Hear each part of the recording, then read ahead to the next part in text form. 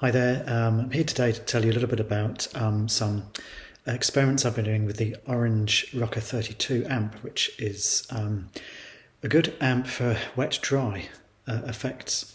So if you're not sure what wet-dry is, that's where you're able to send a dry signal through your effects chain to one amplifier or one speaker, and a wet effect to another amp or another speaker. So usually this is done with two amplifiers. And the benefits of that as well are you get the tone difference of the two amps. But of course then you've got to carry around two amps to gigs, and that can take up space on the stage, but also you can end up being pretty loud in a small venue. So I've been thinking about how I could do this practically, because I do like the wet-dry effect. And where I've ended up is getting hold of an Orange Rocker 32. So what this does is it effectively splits the stereo effects loop in two, and you can insert your effects that you want to have in the wet side into the right side of the effects loop, and this can go just to the one speaker. The benefits of this are that you can have that wet-dry effect in one amplifier. So a bit about the Orange 32. It's a 30 watt amp, standard kind of orange sound. It's got two channels, a clean and what they call dirty. Both channels work with the effects loop, so you can have wet, dry and clean or the dirty channel. And it's got two 10-inch speakers, which again are separated with the effects loop. So as I said, the main benefit of the Rocker 32 having the split effects loop is you can have the wet dry in one amp, which is great for gigs. You don't need to take the one amp. It's about the same size as my Marshall DSL 40 and a little bit heavier, but not massively. I think it's around the 25 kgs kind of weight.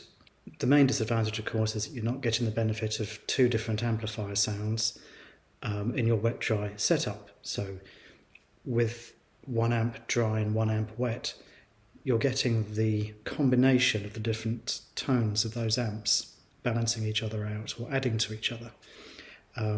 So often you get a bigger bottom end with those two amps together. So in this demonstration I'm playing fairly clean ambient sounds to demonstrate the wet dry effect in the amp. I've got two mics on the amp, two dynamic mics, so one on each speaker, so I could separate the wet and the dry sounds, and I've got a stereo room pair as well. Listening back to the audio, I couldn't really tell from the stereo pair where the wet and the dry effects were coming from. This is Tasman.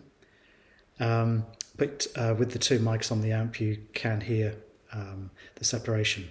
So what I've done is I've got a comparison of having a delay effect in front of the amp, so you can hear the delay going to both speakers. And then I have my HX stomp in the right loop with a combination of different effects. I have a compressor, a phaser, and a very mild phase effect, and a tape delay effect on the HX stomp, and also a plate reverb. I also need to mention that when my dry sound has a very small amount of spring reverb in the loop, because it's nice. Other than that, I'm not doing any kind of heavy distortion or anything like that. I just wanted to demonstrate that you can hear the dry attack in one channel and the delay and the other wet effects in the other, and how they blend together. The main difference you'll hear between having delay in front of the amp or in one speaker is that note definition is better. You'll hear some of my playing is picking with quite a lot of delay, and that can get quite muddy with the notes repeating over themselves and mushing together sometimes. With the wet dry, you get more note definition, so towards the end you'll hear that clip. Otherwise, the title should tell you what's going on. I hope this is useful to demonstrate wet dry. Be good to see what you think.